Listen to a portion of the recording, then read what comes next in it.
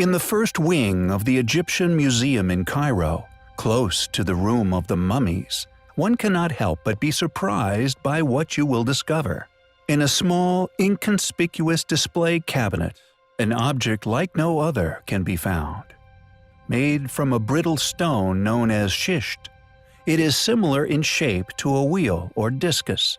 This mysterious and to this day unexplained item has become known among particular circles as the tri-lobed disc. It has perplexed all those who have examined it, especially the select Egyptologists that have had the opportunity to study it at great length. Its discoverer is known as one of the most important Egyptologists of the 20th century, author of a classic volume on Egyptology, Archaic Egypt, that continues to be an important bibliographic reference of study even to this day. While carrying out excavations in 1936 within the archaeological zone of Saqqara, Emery discovered the tomb of Prince Sabu. Amongst several utensils of varying function, the tri-lobed disc would be found. Emery's attention was immediately drawn to the object, initially defining it in his reports on the First Dynasty tombs as, quote, a container in the form of schist bowl. Years later, he again commented on the subject with a word that perfectly summarized the reality of the situation, indicating to the discomfort the object was causing, describing it as a kachibachi, a small hole that threatens to become bigger and bigger.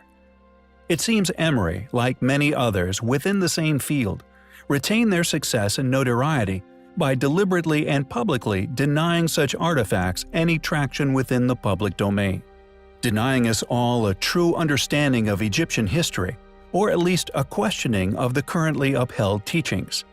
He finished his quotation by stating that a satisfactory explanation has not yet been obtained on the particular design of this object, or indeed its construction. The accepted and predictably rigid view regarding the introduction of the wheel into ancient Egypt coincided with the invasion of the Hyksos at the end of the Median Empire in 1640 BC, this date being over 1,000 years after the disc's construction. Egyptologist Cyril Allred reached the conclusion that the object was, without a doubt, a copy of a previously much older metallic object. A detail next to the orifice in the center also made him suspect that this object was only a small part of a more complex mechanism, and that it was saved thanks to a stone reproduction for unknown reasons, made by an artist with unknown tools. And the fact that it demonstrates such a complex design at such a primitive time in ancient Egyptian history suggests its origins may have been far more unusual than modern tenets would have you believe.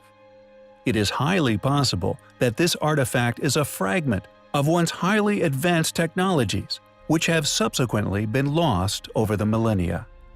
Regardless of hypothesis, its true function, history, or indeed construction, its reason for existence remains a mystery to this day.